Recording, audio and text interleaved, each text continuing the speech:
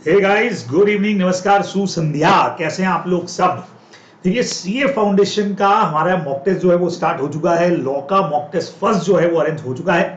तो आइए हम लोग उसके सॉल्यूशन के ऊपर बहुत फटाफट से बात कर लेते हैं कि क्या कुछ उसका सॉल्यूशन होना चाहिए था। तो आप लोग भी सब एकदम तैयार होकर के जिन्होंने एग्जाम दिया है वो ये देख लें कि भाई क्या हमारे आंसर्स होने चाहिए थे, बराबर। और जिन लोगों ने एग्जाम नहीं दिया है वो भी एक बार अपना प्रेडिक्शन निकाल लें कि भाई क्या इसके आंसर होने चाहिए थे, और फिर मेरे साथ में उसको बहुत फटाफट से चेक कर लें। अब बच्चे लोगों को आईसीई ने अपना सॉल्यूशन अभी तक नहीं दिया है, लेकिन हम लोग यहाँ पे डिस्कस कर लेते हैं कि इसके आंसर्स क्या होने चाहिए। तो फटाफट से मेरे साथ देखिए, बगैर टाइम वेस्ट किए। क्वेश्चन फर्स्ट आप लोगों को जो यहाँ पे दे रखा है बच्चे लोगों, वो क्वेश्चन बेसिकली है आरटीपी का। जी हाँ, पुरानी आरटीपी हमारी जो है उसका ये क्वेश्चन है, और डायरेक्ट क्वेश्चन आपको दे दिया। आई थिंक May 22 का है, उससे पुराना कोई आरटीपी है उसका ये क्वेश्चन है। Ramlal Birla was a big businessman of Pune city having 2 sons and 1 married daughter. He decided to gift his house to his daughter. For this purpose he called his lawyer at his house. अपने lawyer को उन्होंने अपने घर पे बुलाया and made a written document of such gift. तो इतना पढ़ते ही दिमाग में कुछ कुछ आ जाता है कि ये नेचुरल लव और अफेक्शन का हमारा कोई ना कोई पॉइंट यहाँ पे जाना चाहिए। The lawyer advise him to get the transfer document properly registered, कि भाई ये जो डॉक्यूमेंट आपका है इसको आप प्रॉपर्ली रजिस्टर्ड करवा दो तो ज्यादा बढ़िया रहेगा। When they both were going for registration of document, they were met with an accident and both of them died. Later, the daughter found the document and claimed the house on the basis of that document. Explain whether she can get the house as gift under the Indian Contract Act. बच्चे लोगों, हम लोग बहुत सीधे से जानते हैं, no consideration no contract. लेकिन उसका पहला एक्सेप्शन जो हमारा काम करता है सेक्शन नंबर 25 में, बराबर। नेचुरल लव और अफेक्शन, उसमें 3 कंडीशन होना चाहिए। नेचुरल लव और अफेक्शन यहाँ बिल्कुल है, नियर रिलेशन भी है, लेकिन रजिस्टर्ड वाला डॉक्यूमेंट यहाँ पे नहीं हो पाया। इस वजह से she is not entitled to get house in the gift, वो नहीं ले पाएगी। नो में आंसर जाएगा बच्चे लोगों। तो नेचुरल लव अफेक्शन की कंडीशंस लिख करके आपको आंसर को लिख देना चाहिए। 4 मार्क का क्वेश्चन है, पुरानी आरटीपी का क्वेश्चन है, बहुत इजीली आप लोग कर सकते हैं। चलिए नेक्स्ट पे आते हैं बच्चे लोगों। Articles of Association of XYZ Private Limited provide the BOD can take loan up to 50 lakh, यहां तक का लोन ले सकते हैं। The company by passing the board resolution, ठीक है। In case where the loan is in excess of said limit, articles में लिखा हुआ है इस लिमिट से अगर आप बाहर जा रहे हैं तो एसआर पास करना चाहिए आपको जनरल मीटिंग के अंदर। ड्यू टू अर्जेंट नीड डीओडीज ने एक रेपुटेटेड बैंक को अप्लाई किया और 60 लाख का उन्होंने लोन लिया है without passing the special resolution pass किए बगैर ले लिया। BOD gave an undertaking the bank, उन्होंने बैंक को ये अंडरटेकिंग दे दिया, प्रॉमिस दे दिया कि हाँ भाई हमने एसआर पास किया है, और बैंक ने उस पर बिलीव करके लोन दे भी दिया। वापस जब पैसा मांगा demanding the repayment of loan, company denied the payment as act was ultra vires. The company advice करने को बोला है बच्चे लोगों। इतना पढ़ते ही आपने अगर कंपनी लॉ मजबूती के साथ पढ़ा है तो आपको समझ आ जाना चाहिए it is a matter of indoor management, जहां outsider can take benefit that internal proceedings have been complied with, और उसको उससे ज्यादा इंक्वायरी करने का जरूरत है ही नहीं, है ना। सेम ऐसा क्वेश्चन बच्चे लोगों इससे मैच करता हुआ स्टडी मैट के पेज नंबर 5.36 पर क्वेश्चन नंबर आई थिंक 7 है। वो आपको बिल्कुल एग्जैक्ट तो नहीं है लेकिन इससे मैच करता आपको मिल जाएगा इसी तरह का। और बेसिकली भी अपने को पता है आर्टिकल्स में लिखी हुई चीज है, बराबर। और स्पेशल रिजोल्यूशन पास करने के बाद लोन ले सकते हो आप लिमिट से ज्यादा। तो आउटसाइडर ये मान के चलेगा कि आपने रिजोल्यूशन पास कर दिया होगा तो doctrine of indoor management apply होगा and company is responsible to repay. ये अल्ट्रा वायरस वाला पॉइंट यहां नहीं लगेगा। वैसे भी अल्ट्रा वायरस टू कंपनी तब होता है जब एमओए के बाहर होता है, और ऐसा कुछ भी नहीं है। So company is responsible to pay. Indoor management समझा के आप अपना आंसर बढ़िया तरीके से 4 मार्क में लिखने वाले हैं, ठीक है। नेक्स्ट क्वेश्चन आता है बच्चों, नेमो डेट का हमारा क्वेश्चन है। No one can give transfer good title, आप लोग जानते हो, what he has not himself own। अब नेमोडेट सोगा का हमारा क्वेश्चन है। अपने से बेटर राइट आप किसी को दे नहीं सकते। 8 एक्सेप्शन इसमें लिखने हैं। अब दिक्कत आपको वहां हो सकती है कि 4 मार्क का क्वेश्चन है, चूंकि आईसीए ने इस क्वेश्चन को कहां से उठाया आपको बताता हूं। पेज नंबर 2.48, फिलहाल स्टडी मेट से बात कर रहा हूं, बाकी जहां से जिस फैकल्टी से आपने पढ़ा है सबके नोट्स के अंदर ये पूरा पॉइंट पूरा क्वेश्चन सब कुछ दे रखा है। पेज नंबर 2.48 स्टडी मटेरियल के अंदर क्वेश्चन फर्स्ट आपको एग्जैक्टली ये दिया है, और आंसर देख के थोड़ा आपको दिक्कत हो सकती है क्योंकि 4 नंबर का क्वेश्चन और आंसर में 8 पॉइंट्स अपने को लिखने पड़ेंगे, है ना। तो हम कहेंगे सर 4 बोला है तो कोई भी 4 लिख दे तो चलेगा क्या? हो सकता है ऐसे ही इसको ऐसे कर ले कि कोई भी 4 लिख दो तो नंबर आपको मिल जाएंगे, बट अदरवाइज थोड़ा सा स्पीड बढ़ा करके आंसर जो आईसी ने दिया है स्टडी मैट के अंदर वो तो सारे 8 पॉइंट एक्सेप्शन में समझाए हैं, तो मुझे नहीं लगता कि एग्जाम के अंदर ये क्वेश्चन 4 मार्क का आएगा। अगर आया तो कुछ ज्यादा मार्क्स का आना चाहिए, तो 6 से 7 नंबर या 8 नंबर के आसपास का 8 और 4 मार्क के दो क्वेश्चंस बना करके इस तरह से वो दे सकते हैं, तो इसका आंसर वहां से हमारा जाने वाला है। ठीक है, तो डायरेक्ट थ्योरी क्वेश्चन है। मुझे लगता है थ्योरी क्वेश्चन पे ज्यादा मुझे डिटेल में बात करने की जरूरत नहीं है। क्वेश्चन सेकंड पे चलते हैं बच्चे लोगों, एकदम डायरेक्ट क्वेश्चन है, अपनी जो बुक है उसके अंदर भी आपको मिल जाएगा। उसके अलावा स्टडी मैट के अंदर बच्चे लोगों फर्स्ट यूनिट के अंदर ही पेज नंबर 1.31 पे एग्जैक्ट क्वेश्चन आप लोगों को यूं का यूं जो है वो देके रखा हुआ है ना, बिल्कुल एज इट इज आपको मिल जाएगा। क्वेश्चन नंबर 3 है आई थिंक, तो सेम टू सेम मिलेगा। Coolie in uniform pick up the luggage to be carried out of the railway station. जिन्होंने भी एग्जाम दिया होगा वो ये क्वेश्चन देखते बहुत खुश हो गए होंगे, अरे सर क्या इजी क्वेश्चन आ गया, without being asked by A, and A ने उसको अलाउ भी किया। Yes it is a valid contract बच्चों, इंप्लाइड कॉन्ट्रैक्ट का फॉर्मेशन बनता है। आंसर आपको इस पेज पर पूरा एज इट इज मिल जाएगा, और यहां बिल्कुल कॉन्ट्रैक्ट बनेगा, पैसा देना पड़ेगा। Obligation of finder of loss goods बच्चे लोगों क्वासी कॉन्ट्रैक्ट का फॉर्मेशन हमारा बना देता है, और यहां पे भी ट्रू ओनर का ड्यूटी बनेगा कि वो गुड्स को रिटर्न कर दे। ठीक है, तीसरा, A contract with B owner of the factory for the supply of 10 ton of sugar, but before the supply is affected the fire caught in the factory and everything was destroy. यानी हमारा void contract जो है वो पूरा provision लगेगा, ceases to be enforceable आपको लिख देना चाहिए, और उस बेस के ऊपर यहां पे कॉन्ट्रैक्ट वॉइड हो जाएगा। हमसे टाइप्स ऑफ कॉन्ट्रैक्ट पूछे हैं, पहला वाला इंप्लाइड, दूसरा क्वासी, तीसरा वॉइड कॉन्ट्रैक्ट। डेफिनेशन लिख करके आपको आंसर लिख देना चाहिए। 1.31 पे एग्जैक्ट आंसर स्टडी मैट में पड़ा है, वहां से आप चेक भी कर सकते हैं। अब अगला क्वेश्चन बच्चे लोगों हमारे नोट्स में भी है, स्टडी मैट में भी कंसिडरेशन वाले चैप्टर के अंदर आप लोगों को फर्स्ट क्वेश्चन जो है वो यही दिख जाएगा पेज नंबर 1.41 पे, एग्जैक्ट यही दिखेगा, बराबर से बिल्कुल सेम टू सेम अपने नोट्स में भी दे रखा है। किसी भी वैलिड कॉन्ट्रैक्ट के फॉर्मेशन के लिए कंसिडरेशन मस्ट बी एडिक्वेट गलत है। कंसिडरेशन का एडिक्वेट होना जरूरी नहीं है, may be adequate, something in return होना चाहिए, और adequacy is not necessary. But आपने ये भी पढ़ा था कि वहां पे consent must be free, otherwise it can be challengeable in court. अगर कंसेंट फ्री नहीं हुई तो otherwise can not be challengeable. तो आप देखें जो अपना स्टडी मैट में भी कंसिडरेशन वाला चैप्टर आपको दे रखा है, उसमें आई थिंक फर्स्ट क्वेश्चन ही आपका यही है, इस पेज नंबर पे आपको मिल जाएगा, तो बहुत इजीली आप लोग इसको कर सकते हैं।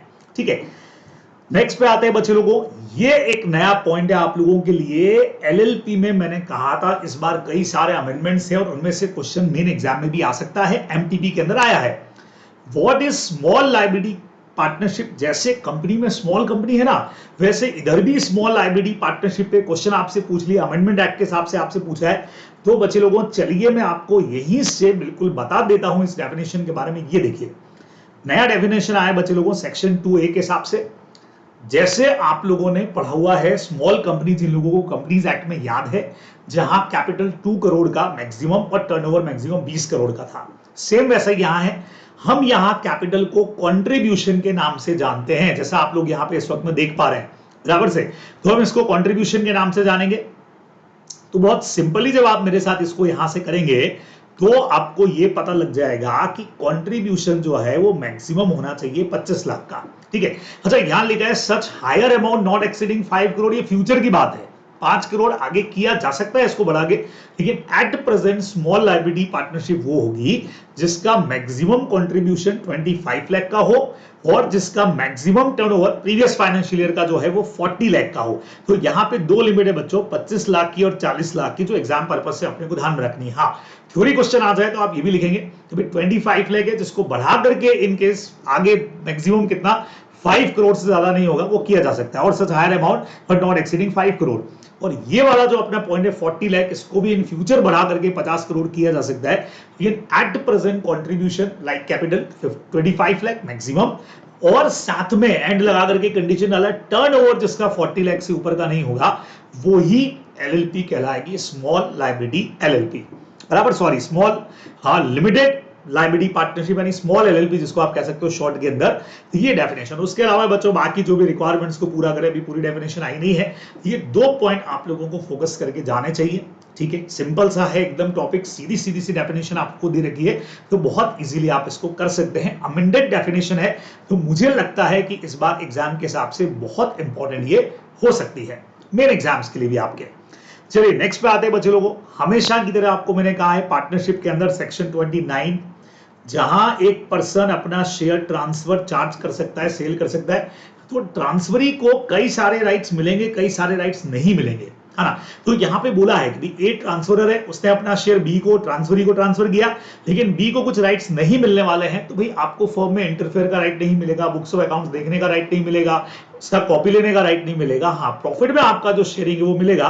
तो आपसे यही पूछा है कि भाई बताओ उसको क्या मिलेगा क्या नहीं मिलेगा। बढ़िया चीज आपको बता दूं, स्टडी मैट के अंदर पेज नंबर 3.43, जहां पार्टनरशिप का अपना यूनिट नंबर जो है वो 2 है, वहां क्वेश्चन नंबर 6 आप चेक करेंगे तो एग्जैक्टली यही दे रखा है ना। हाँ, आपको आंसर नोट्स में से किधर से भी मिल जाएगा, लेकिन चूंकि मैं सबके लिए बात कर रहा हूं, जहां से आपने जिससे पढ़ा हो सबके लिए स्टडी मैट अगर आप देखेंगे तो page number pages number note कर रखेंगे स्टडी मैट के कहां से, ताकि आपका काम बहुत इजी हो जाए, आपको ढूंढना नहीं पड़े, तलाश नहीं करना पड़े। तो पेज नंबर 3.43 पे क्वेश्चन नंबर 6 आपका जो है वो एग्जैक्टली यही है। तो वहां से आप इसका आंसर जो है वो देख भी सकते हैं। वैसे सेक्शन नंबर 29 मैंने आपको बता ही दिया, ये अपने को ध्यान में रखना है, बहुत सिंपल क्वेश्चन है ना। नेक्स्ट बच्चों डायरेक्ट क्वेश्चन है, व्हाट इज पर्टिकुलर पार्टनरशिप, जो किसी पर्टिकुलर वेंचर के लिए होगी। जैसे ही वेंचर कंप्लीट होगा पार्टनरशिप दी एंड हो जाएगी, खत्म हो जाएगी, हम लोग जानते हैं। दे कैन कंटिन्यू बट फिर वो ऑल कंसेंट चाहिएगा and it will be converted into partnership at will. तो वो 2 नंबर का छोटा सा क्वेश्चन है, बहुत इजीली आप लोग कर सकते हैं। नेक्स्ट क्वेश्चन बच्चे लोगों, जो थर्ड क्वेश्चन इन्होंने दे रखा है, बहुत शानदार वाला क्वेश्चन है। और ये जो हमारा थर्ड क्वेश्चन है बच्चे लोगों, ये भी आरटीपी मे 22 का क्वेश्चन है। जी हाँ, आरटीपी मे 22 आप देखेंगे तो उसमें ये एग्जैक्ट क्वेश्चन जो है अपने को मिल जाएगा। ठीक है, सीमा was running a boutique in New Delhi. She was to deliver some clothes to her friend Kiran, who was putting up an exhibition at Mumbai. ठीक है, सीमा यहां से एक स्विंग मशीन डिलीवर करती है, swing machine and some cloth to railway company to be deliver at a place जहां पे exhibition होने वाली है। तो वो यहां से वहां पे चीजें भेज रही है। ठीक है, Seema expected to earn an exceptional profit from the sale. वो ये सोच रही है कि यार ये सेल होगा एग्जीबिशन में तो उसको बहुत अच्छा प्रॉफिट हो जाएगा। However she did not bring this fact to the notice of the railway authorities. अब इतना पढ़ते ही आपके दिमाग में आ जाना चाहिए सर, सेक्शन नंबर 73 75, खास करके 73 में अपने पढ़ा है स्पेशल डैमेजेस, ऑर्डिनरी डैमेजेस, वो वाला पोर्शन बराबर से बहुत इजीली केस स्टडी वगैरह आपके एंडले वाला केस सब कुछ दिमाग में आ जाएगा।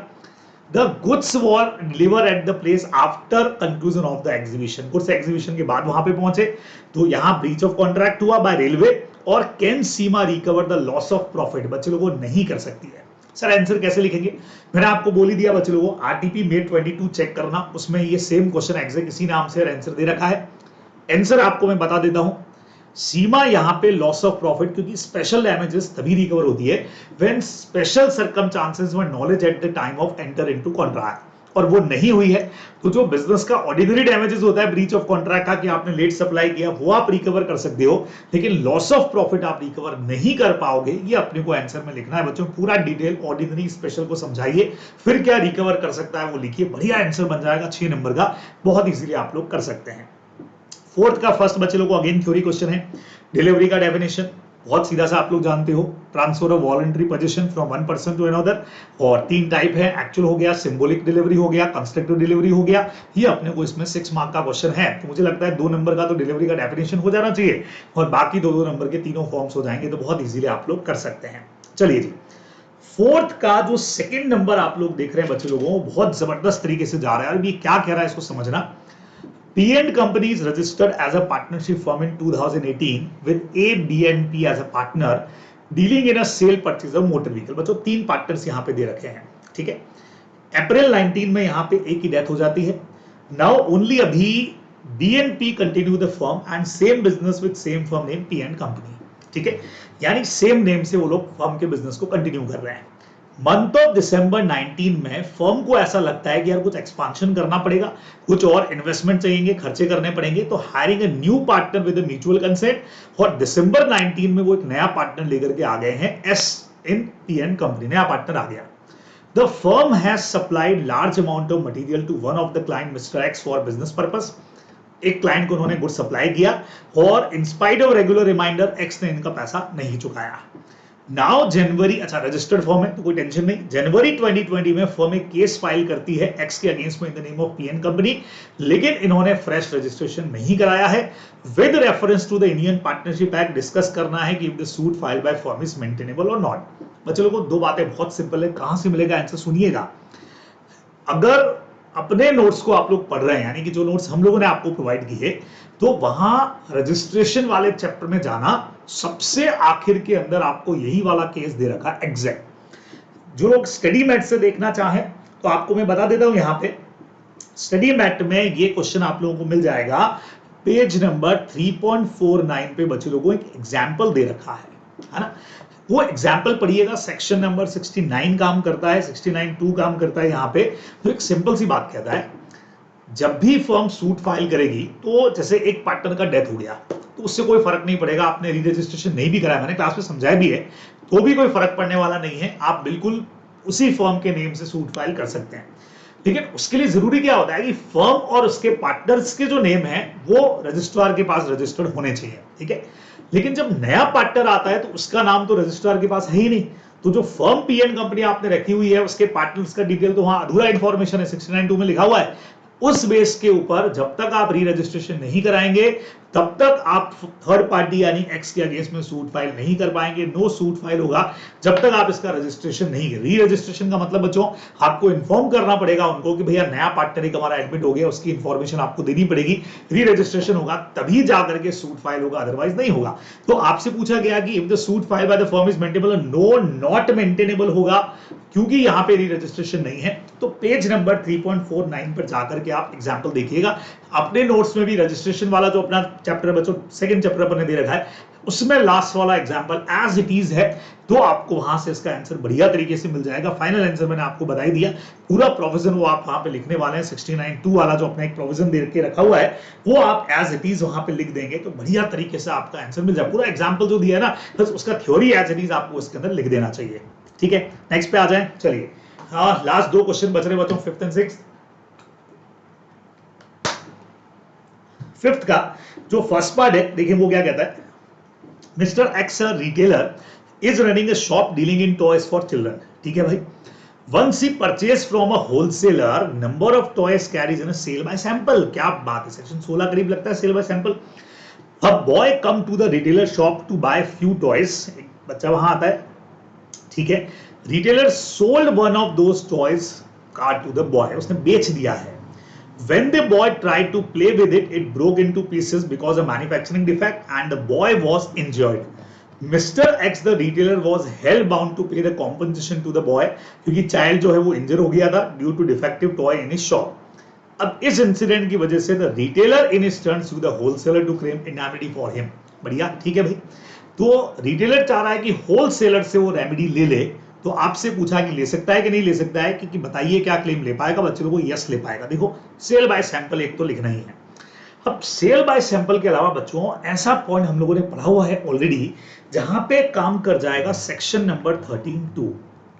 आपको याद हो तो इवन स्टडी मैट के अंदर भी एक क्वेश्चन दे रखा है, चेक करिएगा, एकदम एग्जैक्ट तो नहीं है। जहां आपको मैं याद दिलाता हूं, हम लोगों ने क्लास में भी डिस्कस किया, ए ने बी को कुछ गुड सेल किए सैंपल बेसिस पे, बी ने सी को सेल किया सैंपल बेसिस पे, सी ने डी को सेल किया सैंपल बेसिस पे। डी को डिफेक्ट पता लग गया, उसने सी को वापस किया। अब सी जो है वो बी को गुड्स वापस करना और बी ए को करना चाह रहा है, तो हमने कहा नहीं भाई, गुड्स को आगे सेल करने का मतलब एक्सेप्टेंस तो हो गई है, ठीक है। हाँ, लेकिन डैमेजेस रिकवर करने का आपका जो राइट है भाई, गुड्स जब सेवरेबल नहीं है और आप एक पार्ट एक्सेप्ट कर लेते हो तो आप कॉन्ट्रैक्ट तो कैंसिल नहीं कर सकते, लेकिन एज वारंटी ट्रीट करके आप कॉम्पनसेशन डिमांड कर सकते हो। तो यहां पे वैसे ये सब पूछा ही नहीं है कि इंप्लाइड कंडीशन ब्रेक हुई कि नहीं, आपके लिए इजी कर दिया। आपके लिए डायरेक्ट इन्होंने पूछ लिया कि क्या कॉम्पनसेशन होलसेलर से वो ले सकता है क्या, तो बिल्कुल ले सकता है। सेल ऑफ सैंपल वाली जो थी और जहां पे कंडीशन वाली ब्रेक हुई है बराबर, लेकिन चूंकि गुड्स आपने आगे सेल कर दिए थे तो आप गुड्स तो रिटर्न नहीं कर पाएंगे, ठीक है। यहां पे आप डैमेजेस को रिकवर कर पाएंगे। तो अकॉर्डिंग मी, मेरे हिसाब से जो इसका आंसर होना चाहिए, कई बार ऐसा भी होता है कि आंसर्स में कई सारे फैकल्टीज का भी अलग अलग हो जाता है, लेकिन मुझे जहां तक लगता है बच्चे लोगों, इसमें 100% ये है कि रिटेलर जो है वो कॉम्पनसेशन क्लेम कर पाएगा, यहाँ पे बिल्कुल कर पाएगा। और आई थिंक अपने को उतना ज्यादा डिटेल में जाने की जरूरत भी नहीं पड़ेगी इसमें, क्योंकि अपने से वैसे उस क्वेश्चन के हिसाब से देखें तो यहाँ 13(2) अपना लगना चाहिए। जहां पे कंडीशन ब्रीच को हम वारंटी ब्रीच मान करके डैमेजेस ले सकते हैं, और सीधा ही डैमेजेस पूछा है तो बिल्कुल हम लोग डैमेजेस रिकवर कर पाएंगे। तो ये आंसर अपना यस में जाना चाहिए। बराबर से चलिए आगे बढ़ जाते हैं बच्चे लोगों। सीधा क्वेश्चन आ गया, can a not for profit organisation be registered as a company under companies act? If so, अगर हाँ तो प्रोसीजर क्या है बच्चों? सेक्शन 8 कंपनी का प्रोसीजर आपको लिखने को बोला है, सिंपल। हाँ, अब आपको एक चीज बढ़िया बता देता हूं मैं, इसका आंसर कहां से पढ़ना मजा आ जाएगा आप लोगों को। बहुत सिंपल छोटा सा आंसर दे रखा है स्टडी मैट के अंदर, आपको पेज नंबर 5.35 पे इसका आंसर जो दे रखा है वही बच्चे लोगों को यूज कर लेना है ना। क्या करोगे? पेज नंबर मैं बता देता हूं आप लोगों को, हाँ जी। तो बच्चे लोगों को ध्यान रखिएगा, ये आपको मिलेगा पेज नंबर 5.35 पे, क्योंकि सेक्शन 8 कंपनी इसको लाइसेंस लेना पड़ता है, उसके लिए नॉट फॉर प्रॉफिट पर्पस होना चाहिए, no distribution of dividend among the member है, नी इन्वेस्ट करना पड़ेगा। फिर आप जब अप्लाई करोगे रजिस्टर सेटिस्फाई है तो सर्टिफिकेट लाइसेंस इश्यू कर देगा, और ये अपने नाम के साथ लिमिटेड प्राइवेट लिमिटेड नहीं लगाएंगे, लेकिन बाकी जो भी एंजॉय करेंगे बाकी लिमिटेड कंपनीज के जो भी ऑब्लिगेशन एंड प्रिविलेजेस होती हैं वो अपने को मेनली आंसर में लिखना चाहिए। छोटा सा पॉइंट है, वो पूरा वो सब नहीं लिखना है आपने को, इसमें बढ़िया चीज देगा INC 7 INC 8 और वो सब अपने पढ़ा था ना, वो सब नहीं लिखना है। डायरेक्ट इस पेज नंबर पे जाके आप देखिएगा, क्वेश्चन नंबर भी आपको बता देता हूं, सेकंड क्वेश्चन दे रखा है बच्चे लोगों बराबर से। तो सेकंड क्वेश्चन जो है वो आप लोगों को दे रखा है इस पेज नंबर पे, तो वहां से आप करेंगे तो आपको एग्जैक्ट आंसर मिल जाएगा। ठीक है, आखिरी क्वेश्चन पे पहुंच गए बच्चे लोगों हम लोग। तो क्वेश्चन नंबर 6 का फर्स्ट पार्ट है what is quasi contract. Direct question है, सेक्शन नंबर 68 से 72 बच्चे लोगों पूरा क्वासी कॉन्ट्रैक्ट का टॉपिक है। 5 तरह के क्वासी कॉन्ट्रैक्ट होते हैं, वो आपको सारे के सारे लिख देने चाहिए। डायरेक्ट थ्योरी क्वेश्चन है तो टेंशन में इसमें नहीं ले रहा। 6 पे चलते हैं बच्चे लोगों। तो 6 question, Mr. Lucy, while drafting partnership deed, taken care of few important points. What are those points?